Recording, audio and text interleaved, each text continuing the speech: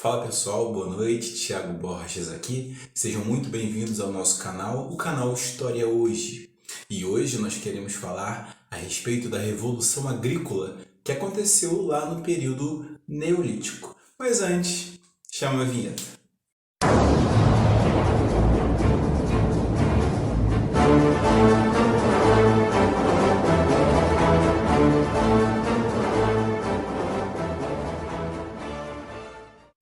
Então, pessoal, eu tenho certeza que vocês em algum momento já ouviram falar sobre o período Neolítico, um período que ocorreu na história da humanidade há cerca de 10 mil anos antes de Cristo. Mas só para a gente poder fazer esse repaginamento, relembrar, o período Neolítico, que é o conhecido como o período da Pedra Nova, é o período que sucede o Paleolítico, que é o período conhecido como a Pedra Antiga. No Neolítico, nós, humanidade, ainda éramos caçadores-coletores e eram nômades, ou seja, nós andávamos de terreno em terreno em busca de alimento, de provisões para sobreviver.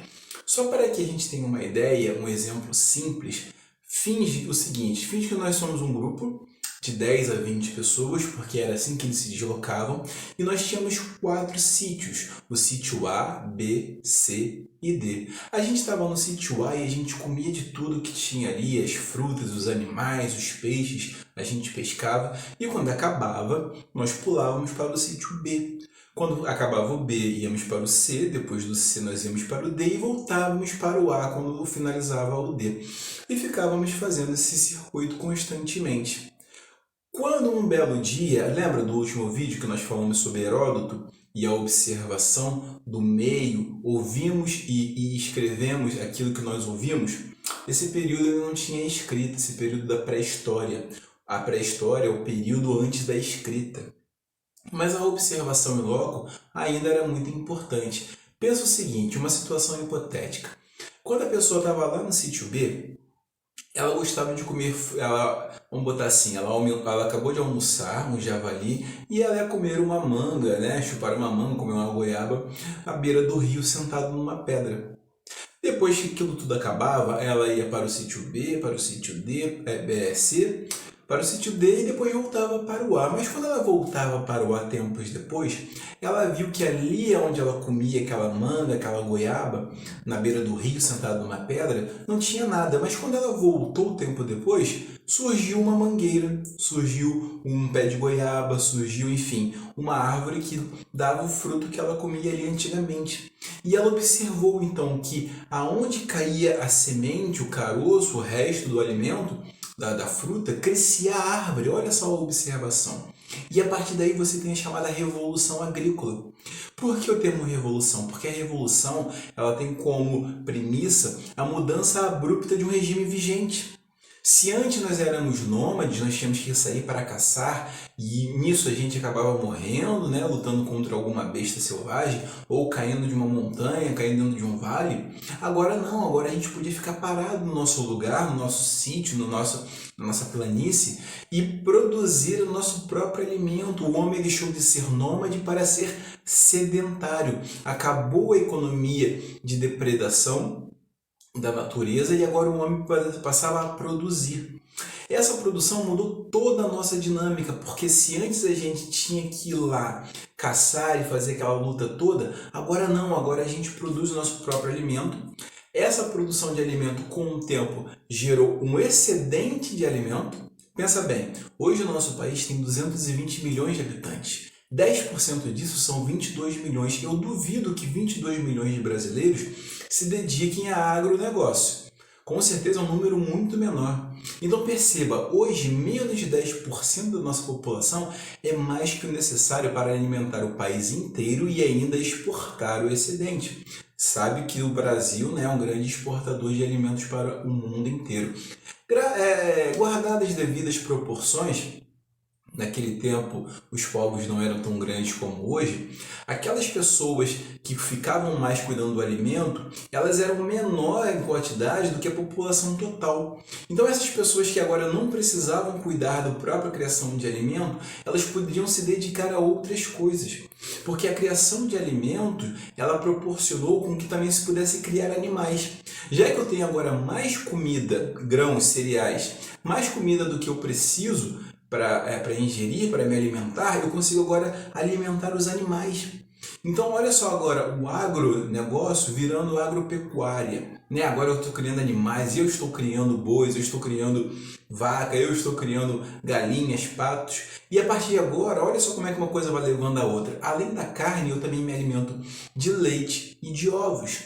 Então, essa ingestão a mais de gordura, de vitaminas, de proteínas, mudou toda a nossa estrutura. Nosso cérebro cresceu, a composição da musculatura óssea, os hormônios, tudo isso mudou a nossa vida através do agronegócio, da criação dessa nova economia agropecuária, em que nós agora somos sedentários. Começaram a surgir as primeiras casas, começaram a surgir as primeiras cidades, porque a população cresceu muito. A gente já não está mais morrendo indo buscar comida. A gente agora vive um pouco mais alguns anos, mais algumas décadas. Com isso, geramos mais filhos. Olha a população crescendo. Com esse crescimento populacional, a gente começa a ter políticas hierárquicas, porque foi o que eu falei. Nem todo mundo agora precisa produzir comida. Uma boa parte produz, mas gera para todo mundo. Essas outras pessoas que não estão produzindo a comida propriamente, estão se dedicando a, por exemplo, agora, pegar esses animais que a gente cria e criar couro através da pele do animal. Com o couro a gente consegue ter novas ferramentas, novas vestimentas, nova forma de construir nossas casas, novas formas da gente construir embarcações, tudo isso com o couro. Uma grande mudança que essa agropecuária, essa revolução agrícola trouxe foi a domesticação de animais. Agora nós temos o nosso cachorro que está lá ajudando no pasto, a guardar as ovelhas e tudo mais, a proteger das bestas, dos lobos, dos ursos. Olha como é que agora esse seu animalzinho aí, o seu cachorro provavelmente, ele está conosco há mais de 10 mil anos.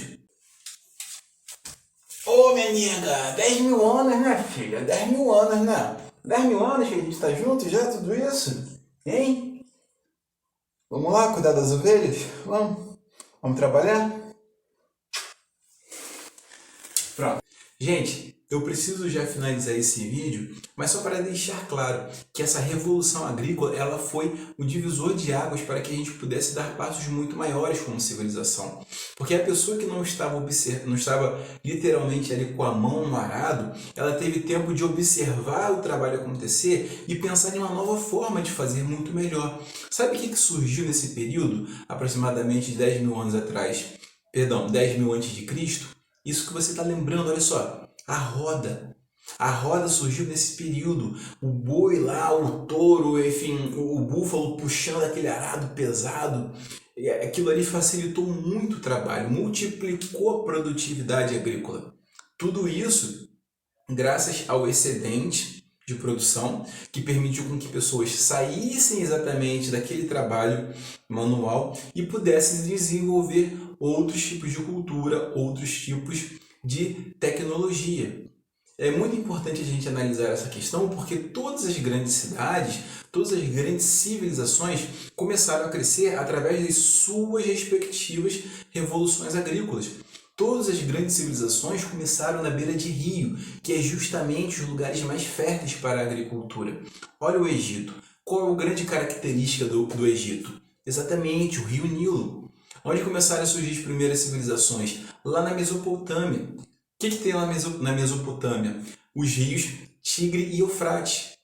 Lá no extremo oriente você já tinha a China. A China é um país que tem mais de 5 mil anos. Não exatamente com essa característica geográfica que possui hoje, mas os povos já estavam lá, a dinastia Han, os Manchus, já estavam começando a aparecer em volta do rio Yangtze e de outros rios também, o famoso Rio Amarelo, que nós conhecemos hoje. Eu quero agradecer a presença de cada um de vocês que estiveram presentes aqui no nosso canal.